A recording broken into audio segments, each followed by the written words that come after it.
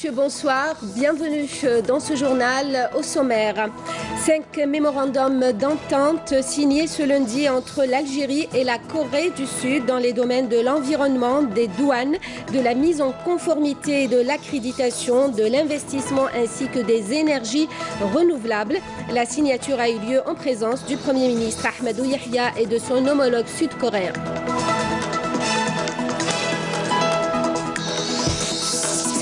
Algérie, Corée du Sud, création d'une jointe venture pour la construction de véhicules utilitaires à Batna.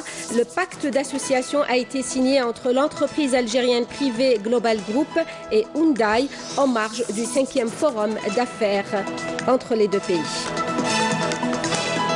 Dans ce journal aussi, les fouilles des équipes spécialisées du Centre national de recherche en archéologie en ce moment sur le site du projet du nouveau port de Cherchell après la découverte de vestiges remontant à l'époque romaine. Et puis les touristes en force en ce moment au sud, nous serons à Tarit et Bni Abbas à la fin de ce journal.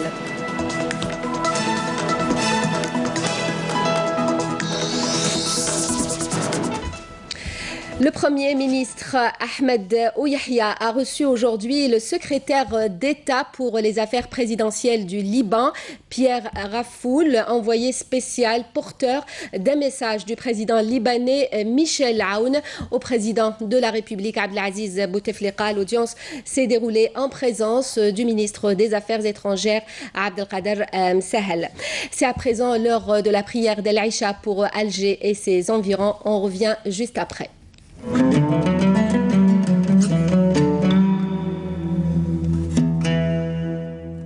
بسم الله الرحمن الرحيم إن الصلاة كانت على المؤمنين كتابا موقوتا صدق الله العظيم.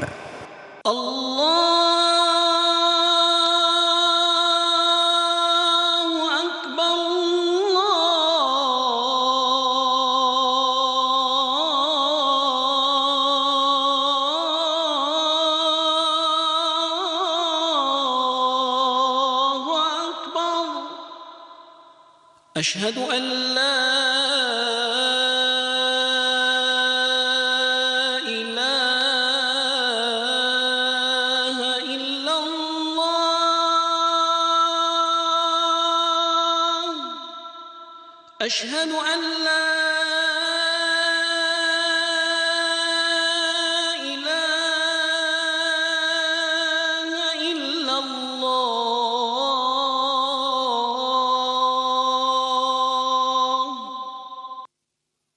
أشهد أن محمدًا رسول الله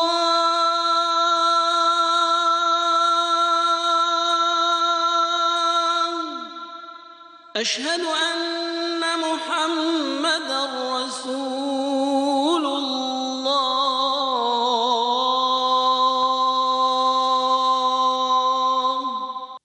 حي على الصلاة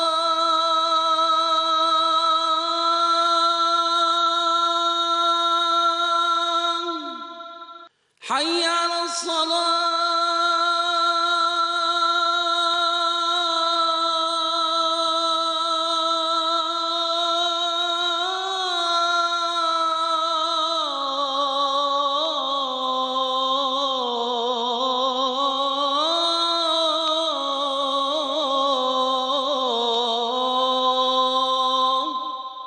حي على الفلاح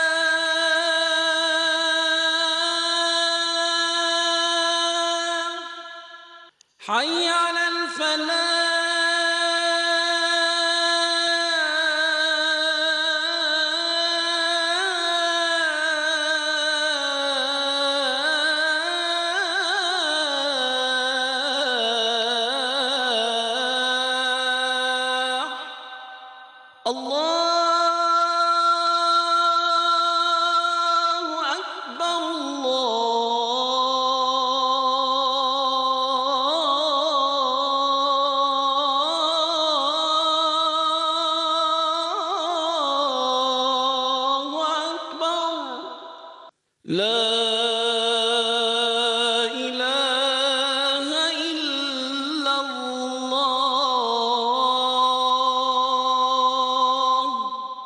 اللهم رب هذه الدعوة التامة والصلاة القائمة آت محمدا الوسيلة والفضيلة والدرجة الرفيعة وابعثه اللهم مقاما محمودا الذي وعدته.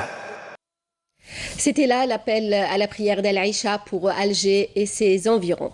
On poursuit donc ce journal avec la coopération. Le président du Conseil de la Nation, Abdelkader Ben Salah, a reçu aujourd'hui le Premier ministre de la République de Corée, actuellement en visite officielle de 3 jours en Algérie.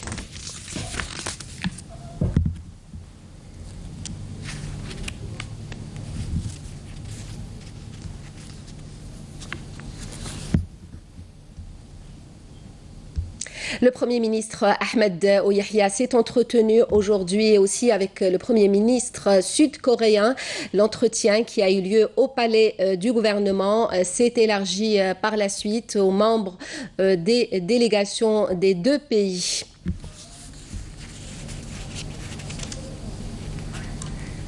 Ont pris part à ces entretiens côté algérien, le ministre des Affaires étrangères, Abdelkader Msahel, et le ministre de l'Industrie et des Mines, Youssef Yousfi, et côté sud-coréen, les membres de la délégation accompagnant le Premier ministre sud-coréen.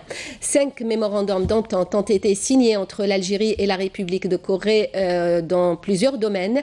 La signature des mémorandums d'entente a eu lieu en présence du Premier ministre Ahmed Ouyahia et de son homologue sud-coréen. Ces accords concernent les domaines de l'environnement, des douanes, de la mise en conformité, de l'accréditation, de l'investissement, ainsi que des énergies renouvelables.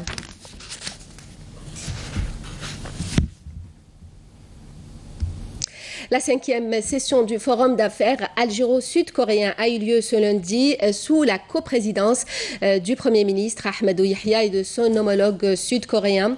Le forum a constitué une occasion pour les 2 pays de réitérer leur volonté de renforcer leur coopération économique et de la hisser au niveau de leur partenariat stratégique. Dans son allocution à l'ouverture des travaux, Ahmed Ouyahia a appelé à renforcer davantage leur présence sur le marché industriel algérien, le marché algérien qui constitue une porte vers l'Afrique, l'Europe et le monde arabe, a-t-il dit. Je vous invite à écouter sa déclaration. Elle est suivie par la déclaration du Premier ministre sud-coréen.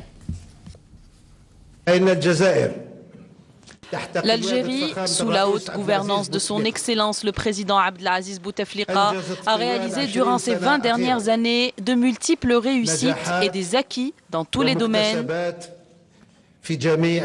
Vous êtes aujourd'hui dans le continent africain, le nord du continent, dans un pays qui se distingue par sa stabilité, même si nous nous situons au milieu de crises et de conflits civils et sanguinaires. Vous êtes dans un pays qui a connu et connaîtra un envol économique important dont je vous ai cité certains indicateurs. Vous êtes dans un pays prometteur, dans cet espace qui est le nord de l'Afrique, au sein du Maghreb arabe et à la croisée des chemins entre l'Afrique, l'Europe et le Moyen-Orient.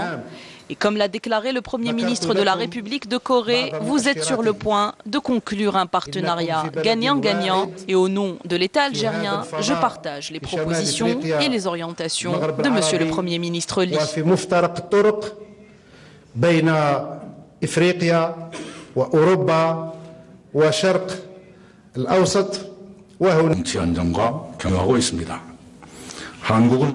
Nous sommes prêts à concrétiser la volonté des dirigeants de nos 2 pays dans le but de promouvoir les relations bilatérales et de renforcer la coopération dans divers domaines, à l'instar de l'industrie et de l'échange de technologies, avec le développement des connaissances dans le domaine de l'électronique, entre autres domaines.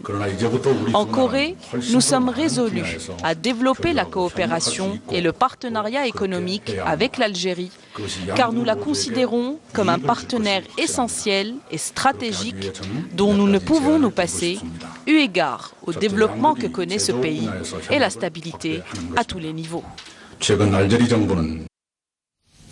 Un pacte d'association a été signé aujourd'hui entre l'entreprise algérienne privée Global Group et le groupe sud-coréen Hyundai pour la réalisation d'une usine de construction de camions et de bus à Batna. L'accord a été signé en marge du 5e forum d'affaires algéro-sud-coréen. Saïda Maïoufa. La 5e édition du Forum d'affaires algéro-sud-coréen a constitué une occasion pour les deux pays de réitérer leur volonté de renforcer leur coopération économique et de la hisser au niveau de leur partenariat stratégique. En marge des travaux présidés par le Premier ministre Ahmadou Yahya et son homologue sud-coréen Lee Na-kyun, un pacte d'association a été signé entre l'entreprise algérienne privée Global Group et le groupe sud-coréen Hyundai Motors Company pour la réalisation d'une usine de camions et de bus à Batna, permettant de créer plus de 4000 postes d'emploi. Vous n'êtes pas sans savoir que l'Algérie et la République de la Corée du Sud sont liées par un partenariat stratégique signé en 2006 par les présidents des deux pays. Le projet lui-même, qui coûte environ plus de 100 millions de dollars, c'est une usine qui va employer plus de 5000 personnes, qui va regrouper autour d'elle un millier de petites sociétés qui va fournir également des composants automobiles et qui va produire dans l'horizon 5 ans jusqu'à 40 000 véhicules. Nous venons de signer avec Global Group une joint venture sur la base de 49-51. On passe aujourd'hui du montage à la construction, donc la production, dans une perspective de nous tourner vers l'exportation, notamment en Afrique, puis vers l'Europe. On compte également installer un centre de recherche et de développement pour le transfert technologique. Les domaines de coopération entre l'Algérie et la Corée du Sud sont nombreux et sont appelés à s'intensifier davantage. Pour ce faire, des entretiens B2B vont permettre aux deux parties d'explorer de nouvelles pistes de partenariat. Aujourd'hui aussi, c'est un gros pays exportateur, non seulement, pas seulement de produits, mais aussi de savoir-faire et tout ce qui est dans l'intelligence artificielle, dans les télécoms, dans les réseaux, dans les semi-conducteurs, dans l'électronique et dans le véhicule et bien d'autres industries. Aujourd'hui, il y a aussi une rencontre avec l'association des banques pour pouvoir échanger tout ce qui est en termes de coopération et comment on peut encourager cette coopération algéro-coréenne. Vous savez que la présence quand même de 50 importantes entreprises coréennes qui sont là aujourd'hui en Algérie, avec le B2B que vous voyez qu'il y a beaucoup d'entreprises aussi algériennes qui sont présentes et qui souhaiteraient aussi nouer des relations de partenariat avec leur homologue coréen. On exerce dans le domaine véhicule industriel. Évidemment, notre souhait à travers cette rencontre, c'est de concrétiser des partenariats, notamment dans la sous-traitance automobile, qui prend un essor important donc à travers les projets d'automobile que le pouvoir public a initié récemment. Donc on espère que les entreprises coréennes contribuent fortement. Je suis surprise de voir tout l'excellent accueil réservé aux hommes d'affaires coréens. Je suis certaine qu'au futur, nous aurons encore de meilleures relations d'affaires. Mon domaine, c'est l'automobile et j'espère gagner des contrats de partenariat en Algérie. Ce forum d'affaires algéro-coréen se veut un espace pour une coopération fructueuse sur la base de gagnant-gagnant pour les deux parties. Mohamed Boutran remporte le prix Manara pour la description de la grande mosquée d'Alger. Il s'agit du premier prix du concours de poésie lancé par la Radio Nationale en collaboration avec l'ONDA. Le prix Manara est placé sous le haut patronage du président de la République. Les lauréats ont été honorés hier soir lors d'une cérémonie organisée au CIC, le Centre international des conférences Abdelatif Rahal. Selm Kasser. La cérémonie de remise des prix du concours Manara pour la description de la Grande Mosquée a vu la participation de plus de 500 œuvres poétiques qui ont excellé dans le verbe et la prose et qui ont charmé le jury. À leur tête, le président du jury du prix Manara, Dr Abdallah Al-Ashi de l'université de Batna.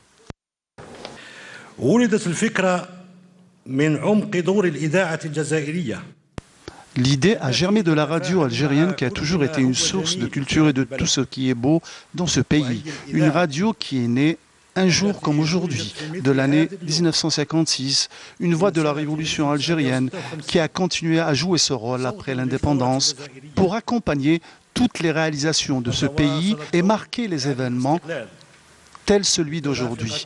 Elle accompagne une réalisation urbanistique, culturelle qui brille par sa tolérance et sa propagation de la paix. Le concours de poésie Manara pour la description de la grande mosquée d'Alger, sous le haut patronage de son Excellence, le président de la République Abdelaziz Bouteflika, est une prestigieuse récompense littéraire, artistique, religieuse unique. Et nous sommes fiers de ce grand édifice et nous souhaitons que cette mosquée prestigieuse propagera un message de tolérance, de modération dans le cadre du vivre ensemble en paix. Message transmis par notre sainte religion depuis plus de 14 siècles. Nous avons été étonnés du nombre de participants et pour la plupart des participants de grande valeur qui ont présenté des œuvres poétiques importantes.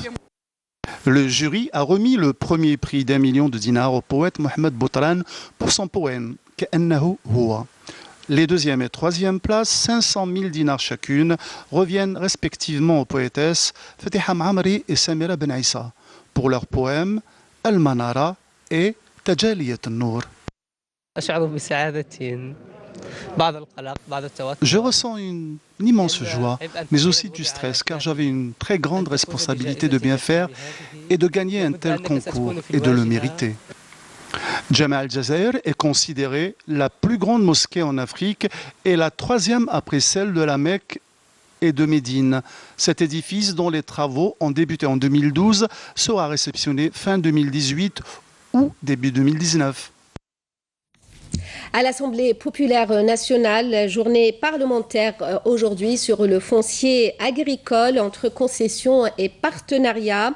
Le ministre de l'Agriculture a indiqué que la politique de développement adoptée sur recommandation du président de la République a permis au secteur de l'agriculture de contribuer à hauteur de 12,3% du PIB.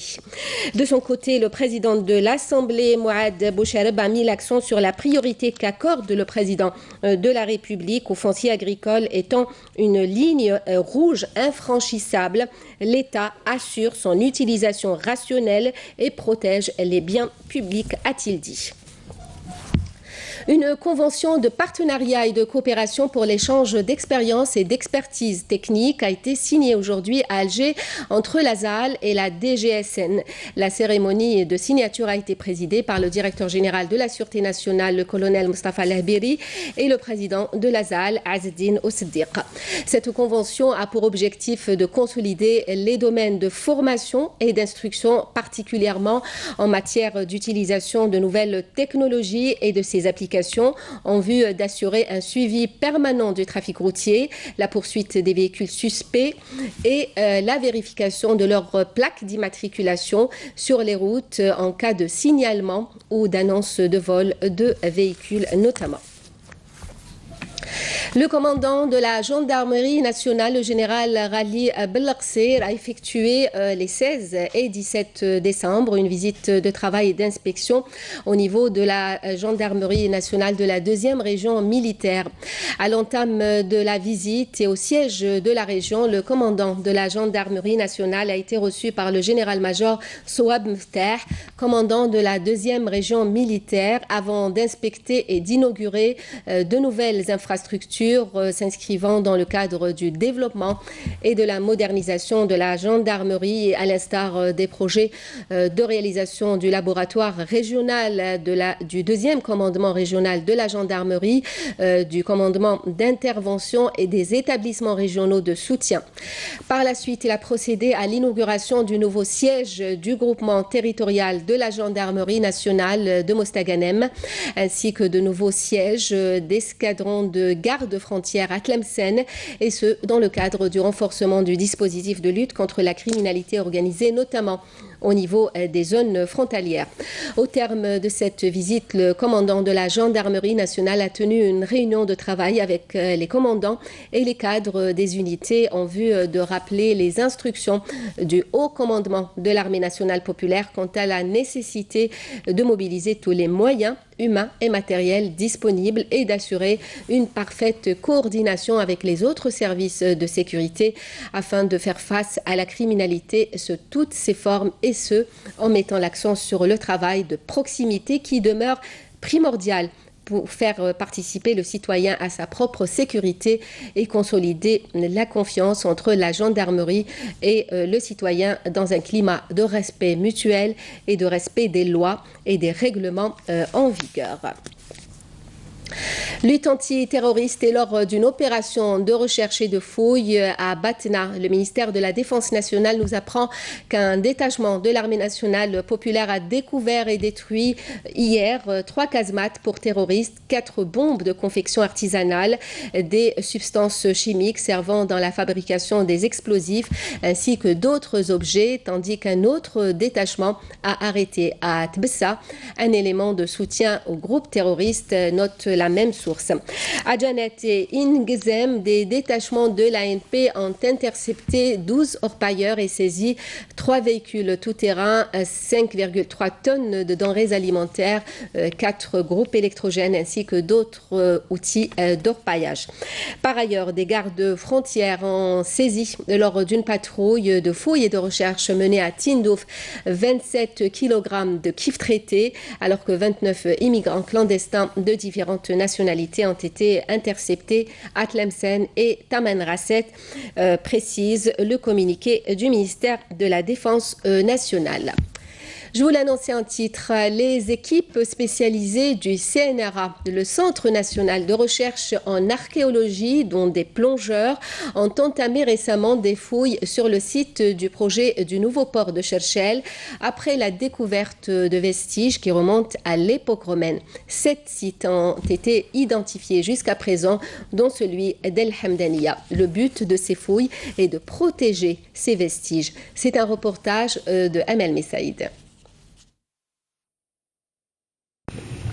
Ce que vous voyez ici, ce sont les 23 canons situés dans les fonds marins de Cherchel, répertoriés par les chercheurs du CNRA. Nous sommes à Al Hamdaniya, dans la wilaya de Tipaza, là où une opération de fouille archéologique a été lancée le 29 octobre dernier par le Centre national de recherche en archéologie. Donc c'est un travail en amont qu'on est en train d'effectuer dans le cadre de la construction du grand port, du futur port de Cherchel, Hamdaniya. Donc là, on est en train de faire un travail en amont. On fait des investigations, une reconnaissance, un diagnostic, un géoréférencement de tous les sites archéologiques. Donc à la fois subaquatique et terrestre. Une cartographie marine est actuellement en cours de réalisation, une première en Algérie, mais pas que. Une deuxième équipe a été déployée sur le continent afin de recenser tout le patrimoine archéologique. Jusqu'à l'heure, 7 sites ont été identifiés. D'après la première indication et l'identification, ça doit être le premier site qu'on a vu ce matin, ça doit être une fabrique de garum, c'est-à-dire on fabrique des sauces de poisson. Et ici, on est carrément dans l'arrière-pays, on est tombé sur les restes, les vestiges d'une ferme romaine, qui se compose on a trouvé jusqu'à présent 3 contrepoids, et un bassin, un seuil d'entrée, et qui signifie que ça doit être une manufacture, une fabrication d'huile, qui remonte toujours à la période romaine.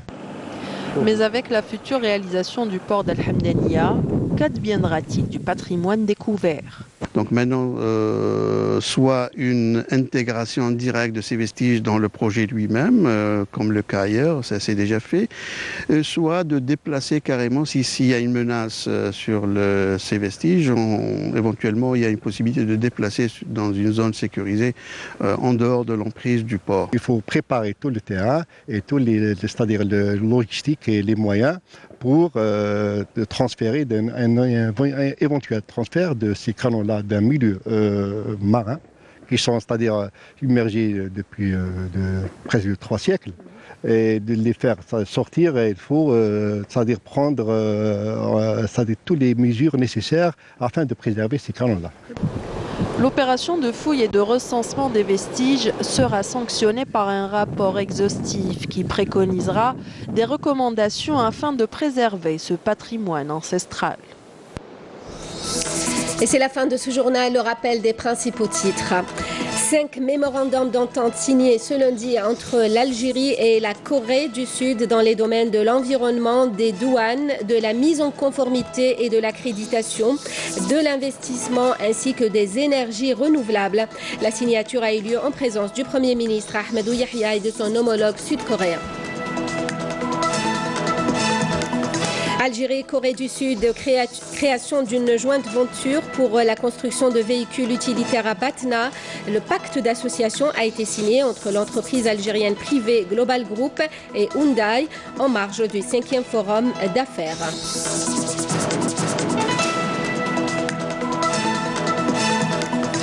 Les fouilles des équipes spécialisées du Centre national de recherche en archéologie en ce moment sur le site du projet du nouveau port de Cherchell après la découverte de vestiges remontant à l'époque romaine.